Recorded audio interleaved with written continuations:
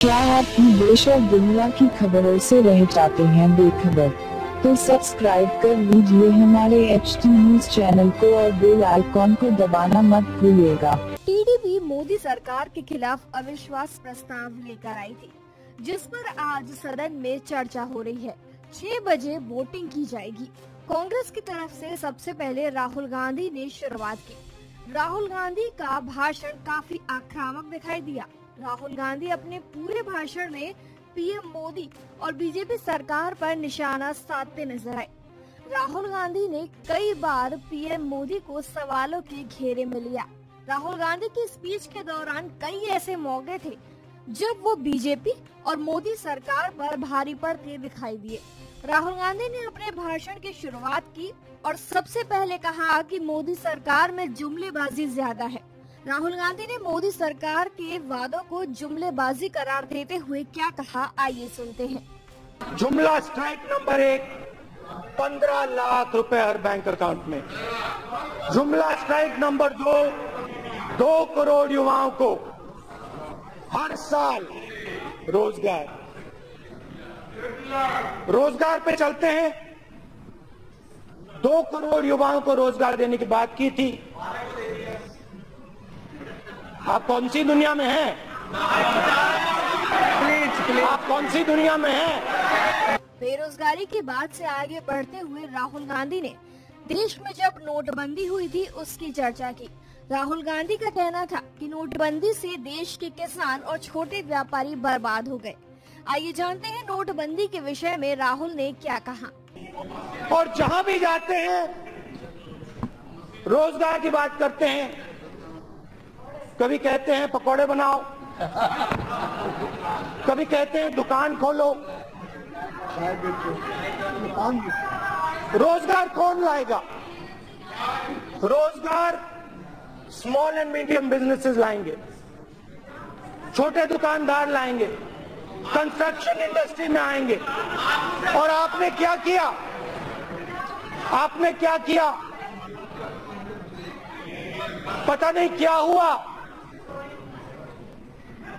कहां से मैसेज मिला, क्या हुआ। 8 बजे रात को काले धन के खिलाफ प्रधानमंत्री जी ने एक्शन लिया, डिमोनेटाइजेशन किया।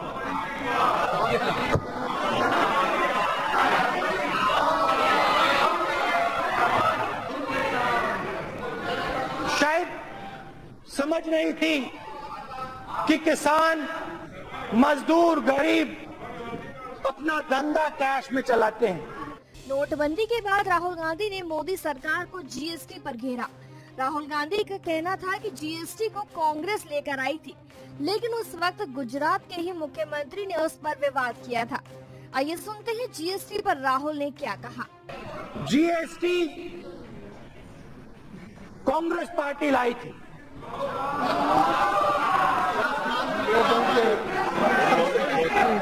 आपने विरोध किया था, आपने विरोध किया था। गुजरात के चीफ मिनिस्टर ने विरोध किया था। हम चाहते थे कि एक जीएसटी हो, पेट्रोल डीजल उस जीएसटी में हो, हिंदुस्तान के लिए एक टैक्स लगे और कम से कम डिसरप्शन हो। नरेंद्र प्रधानमंत्री जी की जीएसटी, 5 अलग अलग जीएसटी, और छोटे से छोटे दुकानदार के घर के अंदर आपने इनकम टैक्स डिपार्टमेंट को डाल दिया, घुसेड़ दिया, और करोड़ों लोगों को आपने बर्बाद किया। जीएसटी के बाद राहुल गांधी ने अमित शाह के बेटे जय शाह पर जोरदार निशाना साधा। हालांकि उसके बाद स्पीकर ने उन्हें किसी का भी नाम लेने के लिए मना किया। राहुल गांधी ने जय शाह के बारे में इशारों में क्या कहा, आइए सुनते हैं। जब प्रधानमंत्री के मित्र के पुत्र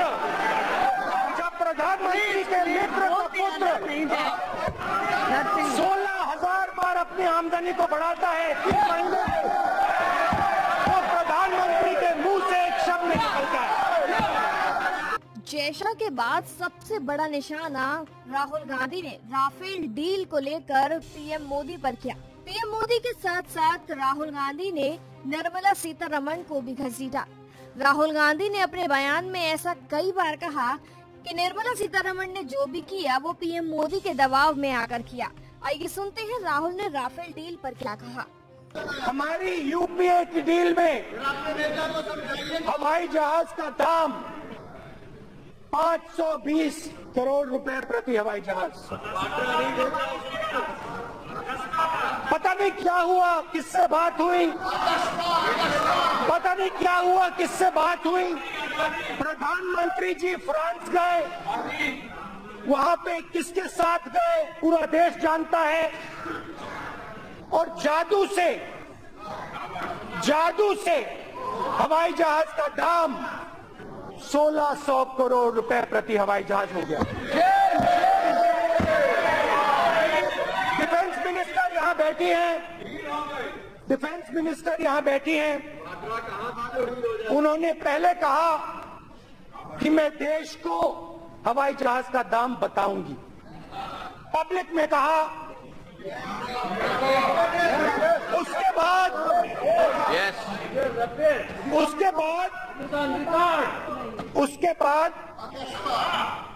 बाद डिफेंस मिनिस्टर ने क्लियरली बोला कि मैं ये आंकड़ा नहीं दे सकती हूं क्योंकि फ्रांस की सरकार और हिंदुस्तान की सरकार के बीच में एक सीक्रेसी पैक्ट है। मैं स्वयं फ्रांस के राष्ट्रपति से मिला और मैंने स्वयं फ्रांस के राष्ट्रपति से ये सवाल पूछा, क्या ऐसा कोई पैक्ट हिंदुस्तान की सरकार और फ्रांस की सरकार के बीच में है। और फ्रांस के राष्ट्रपति ने मुझे बताया कि ऐसा कोई पैक्ट हिंदुस्तान की सरकार और फ्रांस की सरकार के बीच में नहीं है। ये सच्चाई है। और उन्होंने मुझे बताया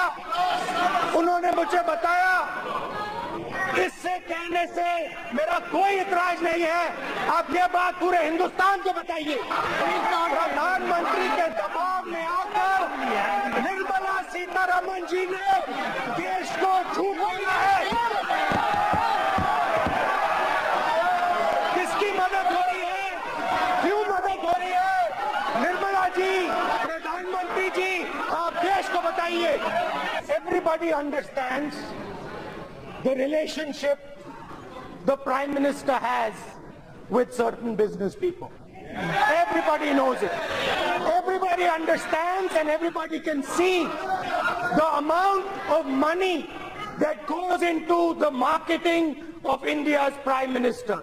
And everybody understands who it comes from. One of those people was given the Rafael contract.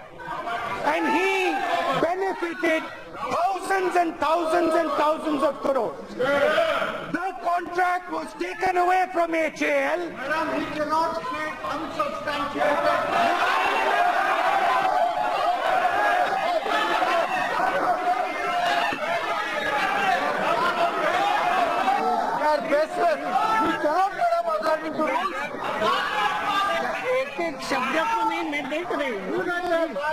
And the gentleman,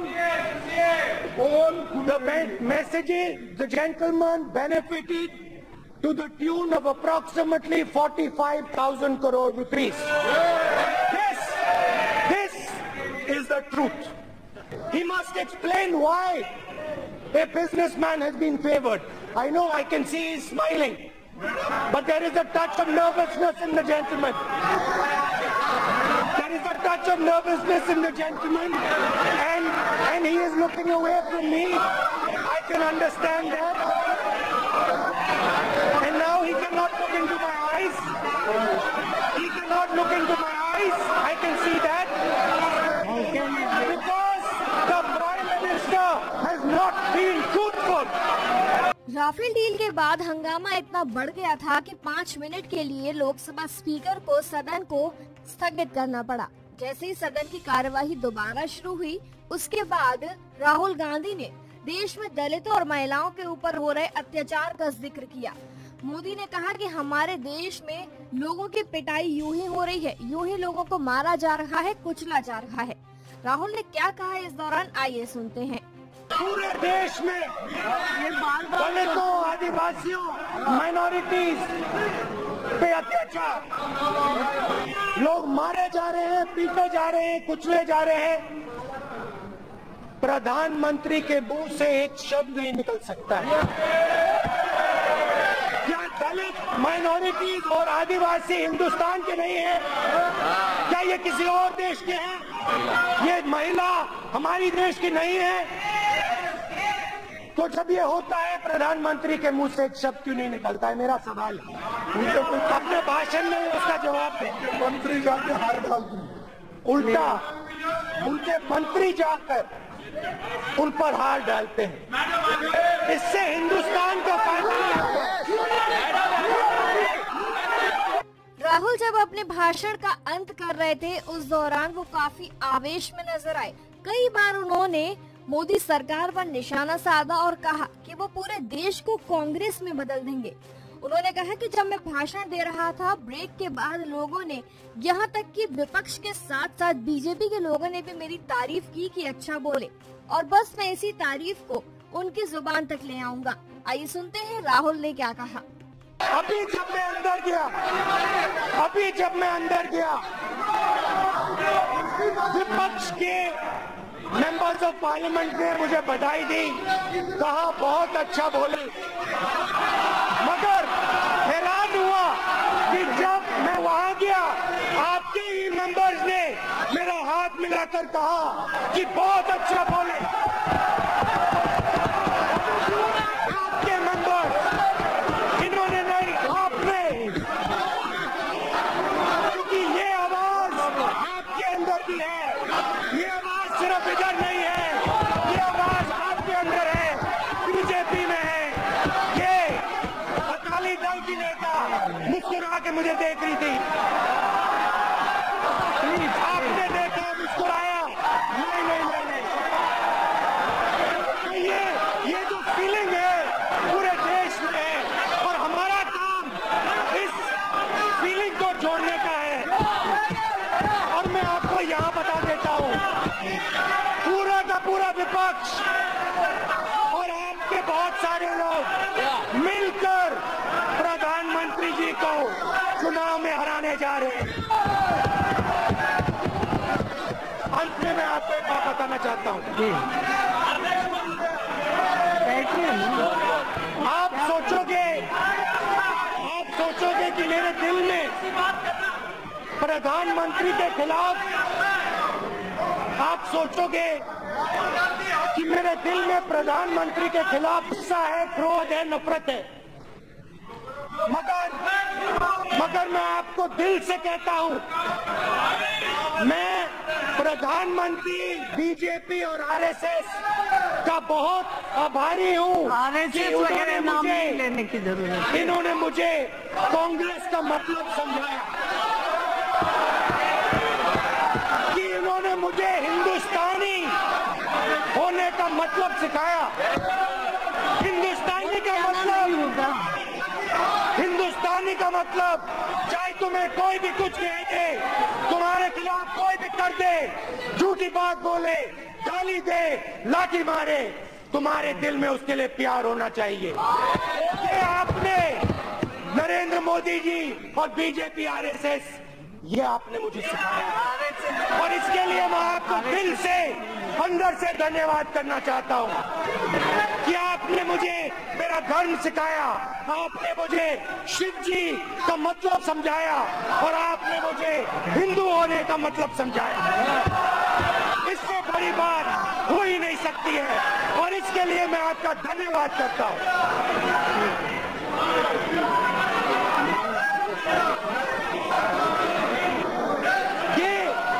ये हमारे देश का इतिहास है। Yes please.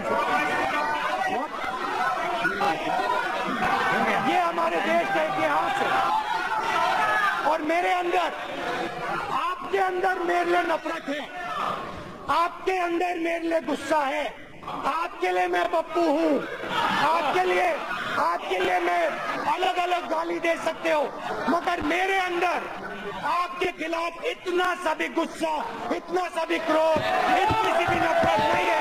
मैं कांग्रेस हूँ और ये सब कांग्रेस है, और कांग्रेस ने और इस भावना ने इस देश को बनाया है। इस बात को आप कभी मत भूलिए, और ये भावना आप सबके अंदर है, और इस भावना को मैं आप सबके अंदर से निकालूंगा। एक एक करके मैं आपके अंदर जो प्यार है उसको निकालूंगा, और आप सबको कांग्रेस में भर लूंगा। धन्यवाद, नमस्कार।